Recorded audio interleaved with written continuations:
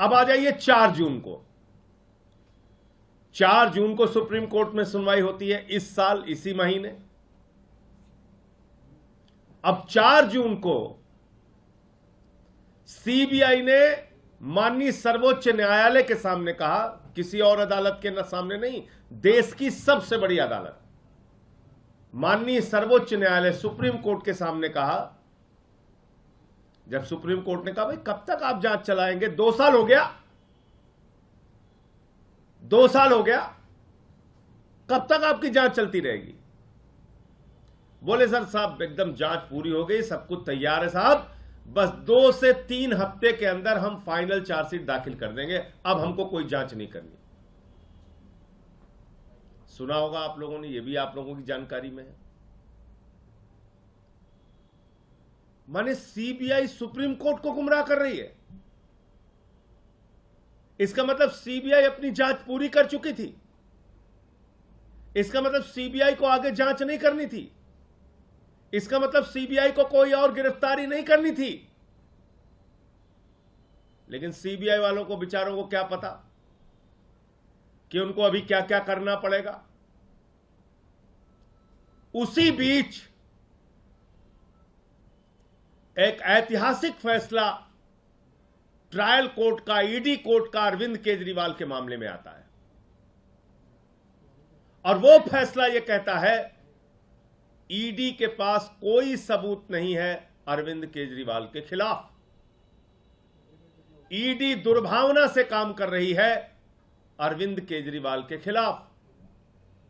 ED के पास कोई money trail नहीं है, कोई सबूत नहीं है, एक पैसे की बरामदगी नहीं है और इसलिए अरविंद केजरीवाल निर्दोष हैं। ये ईडी कोर्ट ने, ट्रायल कोर्ट ने, माननीय न्याय बिंदु जी की जज की कोर्ट ने ये फैसला दिया और उसी बीच ईडी के लोग गैर संवैधानिक तरीके से, गैर कानूनी तरीके से, बगैर आदेश की कॉपी लिए हाईकोर्ट पहुंच जाते हैं और उस जमानत पर स्टे ले लेते हैं। अब केंद्र सरकार को लगा कि अरे ये तो केजरीवाल बाहर निकल जाएंगे।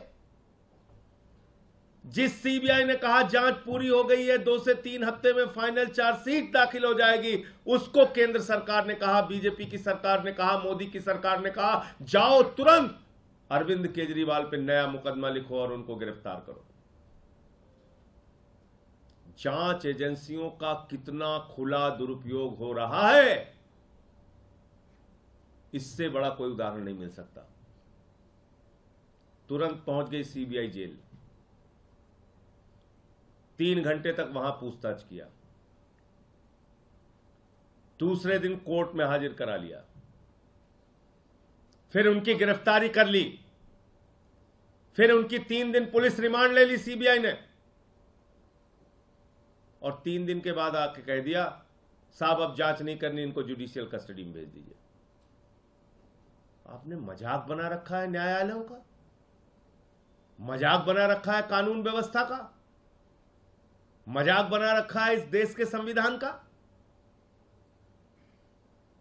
एक मुख्यमंत्री जिसको आपने 2 साल तक गिरफ्तार नहीं किया, कोई सबूत नहीं थे आपके पास, लाखों पन्ने आपने छिपा के रखे हुए हैं ईडी सीबीआई ने, और अचानक आपको लगा कि अरे ये तो बाहर निकल जाएंगे, सुप्रीम कोर्ट से भी ट्रायल कोर्ट की जमानत पर मुहर लग जाएगी, उससे पहले आपने फर्जी मुकदमा लिखा, उनको गिरफ्तार कर लिया। किसके इशारे पे? मेरा सीधा आरोप है केंद्र सरकार के इशारे पे, भारतीय जनता पार्टी के इशारे पे, प्रधानमंत्री नरेंद्र मोदी के इशारे पे। आपने लाखों पन्ने की तो चार्जशीट दाखिल कर रखी है अलग अलग मामलों में, लाखों पन्ने आपने छिपा रखे हैं, आपकी जांच अंतहीन तरीके से चल रही है, मुकदमे पे मुकदमा लिखे जा रहे हो। तो कल कह दिया साहब जुडिशियल कस्टडी में भेज दीजिए। तो 2 बातें साफ हो गई।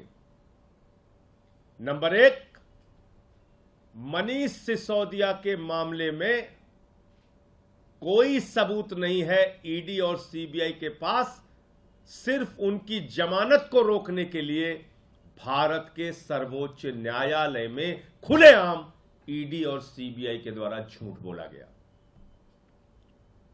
यह माननीय सर्वोच्च न्यायालय की अवमानना है।